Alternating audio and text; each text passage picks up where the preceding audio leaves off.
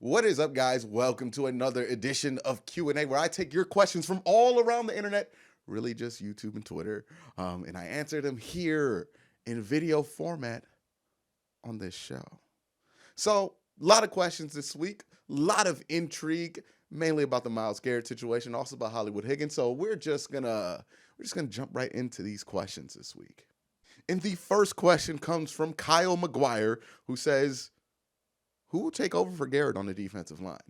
Well, this is where you better hope Olivier Vernon can step up and be at least the guy he was last year in New York. Because that's what it's going to take for this defense. They're going to need somebody to be a guy on that defensive line. And if Olivier Vernon can step in and step up, then I think this defense is going to be all right. I don't think they're going to be as good as they were with Garrett, obviously, but they won't be a mess. But that's going to be up to Olivier Vernon if he's healthy, if he can return, and if he can play. Chad Thomas, we know what he is. Chris Smith, very good backup, limited as a starter, but, good player. But we know what he is. You kind of wish they didn't get rid of Jannard Avery for nothing, because I think he could have helped in this spot.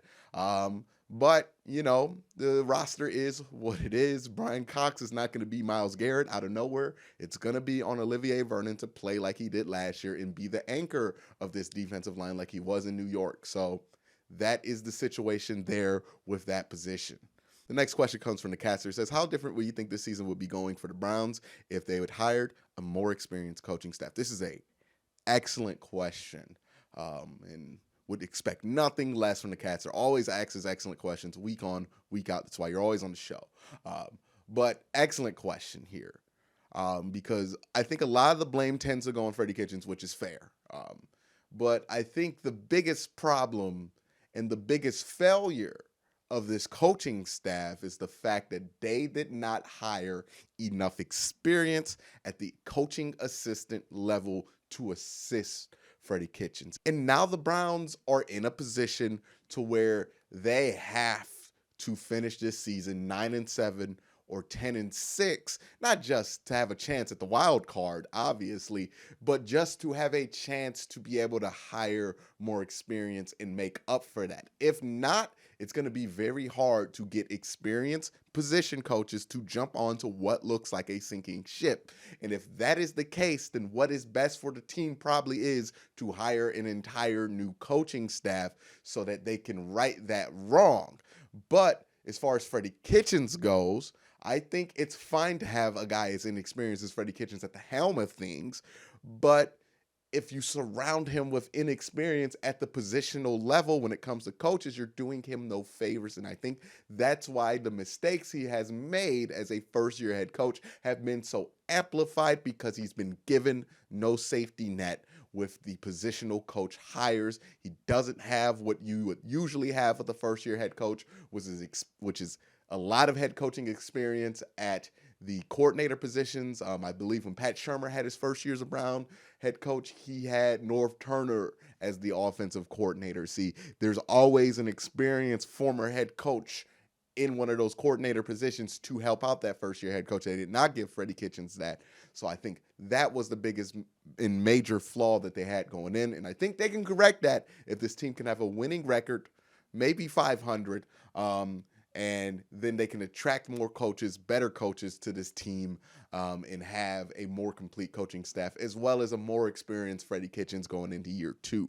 But that is going to be something very interesting to look at. The next question comes from Crazy King 68. He says, I don't understand why Larry Ogunjobi was suspended for 1 game while Mason Rudolph received a fine only.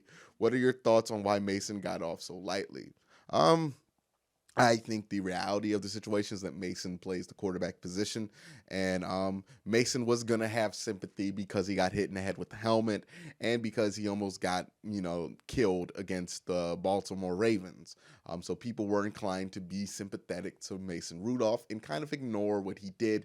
And the outrage that happened immediately after the game by some of the analysts not only on the broadcast, Joe Buck, but, on ESPN, Damian Woody, Stephen A. Smith. The immediate outrage of it kind of overshadowed the significance of Mason Rudolph's role in that incident, which then shielded him from criticism until it was too late and the suspensions got handed out, and normal people and other analysts went against the grain and said that, hey, look, the helmet thing was wrong, but we got to look at this situation fairly.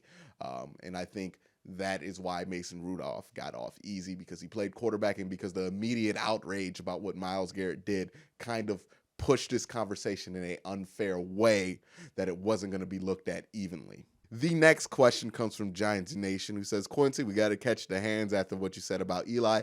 I stand by it all. And all jokes aside, I respect your opinion, but my question is, do you think this is the last year of Brady and Belichick in New England? And if so, where do you think they will go? I think this should be the last year of Brady and Belichick for both sides, because I think there's going to be a tremendous opportunity for the New England Patriots. I think the 49ers are going to have an issue winning games in the playoffs because their quarterback is Jimmy Garoppolo, and he's not ready for that moment yet in his career.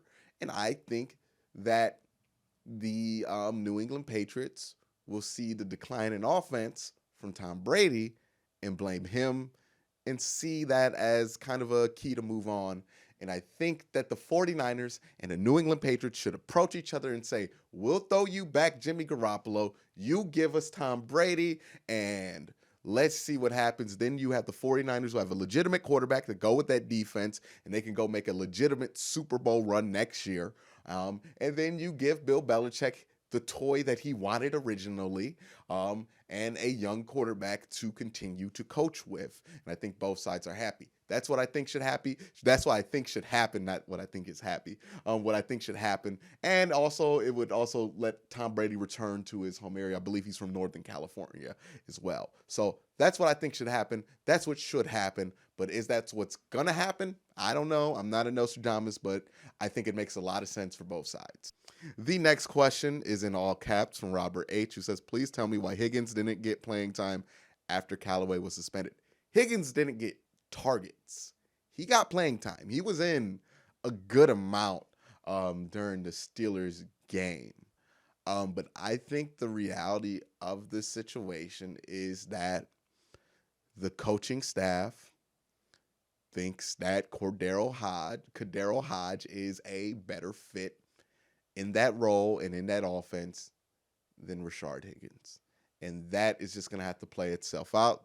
If it's true, it's true. If it's not, it's not. A lot of people love Higgins. I love Higgins. I thought Higgins was going to have a breakout year this year, but it just doesn't seem like he's a fit for this offense. And I think a mutual parting of ways is happening soon at the end of the season. The next question is from Hanson's Rough Riders, who says, I saw Baker interview before Thursday night game. It seems that he has become more serious. I'm glad he's taking a serious approach, but I missed the let's have fun Baker. Do you think he'll get that back? Yeah, when he wins and he's playing better, he'll get that back.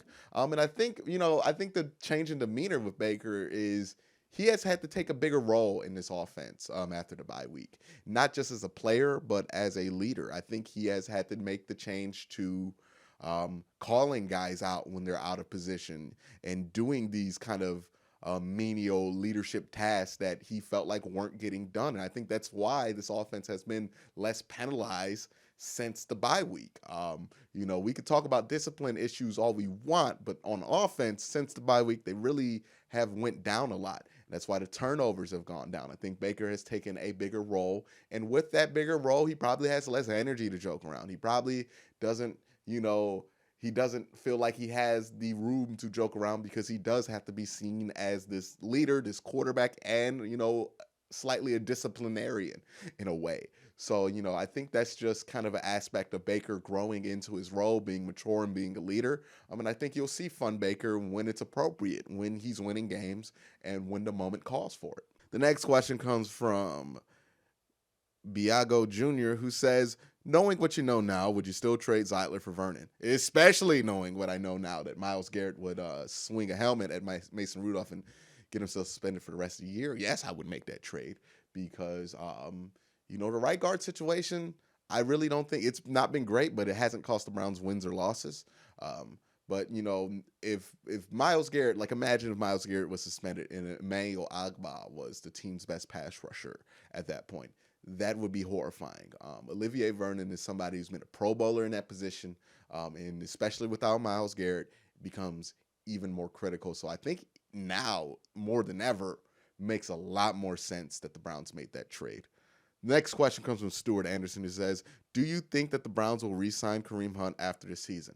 That is a difficult question to answer because I don't believe the Browns will play this straight just because I think Kareem Hunt's going to demand a lot of money in the open market. But also I think Kareem Hunt would like to stay here and he would be open to taking a little bit less money to make it more viable. But also I don't believe that the front office won't try to play a little bit of a cute game here by, trying to get that third round pick that they would get in the compensatory pick that it would get if Kareem Hunt walked. So it's going to be an interesting situation there. I'd have no clear answers on that. This question comes from Billy Moss, who says, who should the Browns go with, offensive line or safety in the first round? Offensive line. If there's a good offensive tackle there, if there's a good offensive lineman there, where the Browns are going to be drafting, take them. Safety, not as important. You can fill that role with somebody in the later rounds. Offensive line, stop playing games with it. If you get a great offensive line, this offense will start to be amazing, and I think they'll make a huge turn next year. So offensive line all the way. This question comes from Trey Harding, who says, do you think we have a realistic chance of sweeping the Steelers even with all of the injuries and suspensions on both sides? Absolutely. Why not? The Steelers offense still is going to struggle, and it's going to struggle more without their center. Mason Rudolph still threw 4 interceptions, still did not look good, and hasn't really looked great since he came back from his injury, and honestly, the entire year. And then when we look on the flip side, the Browns offense will be able to have more time to get things together. They'll be more healthy to have David Njoku. I see no reason why the Browns can't win that game in Pittsburgh, because there really is no reason they can't. So that is the situation. The only thing that looms over that game really is the fact that, the Steelers have a really good defense, and that could come into play, but also that game's in Pittsburgh, and that's not a place historically where the Browns have won much. But all of that stuff to the side, if you just look at that game on paper, it's a game that the Browns have a very good chance of winning, if you look at how they matched up in the first game. All right, guys, but that is all the questions for this week. Thank you guys for asking all of these awesome questions. I really do appreciate it. But that's it for this week's Q&A. Thank you for watching. Hit that like button, hit that subscribe button, and have a great day. Have a good night.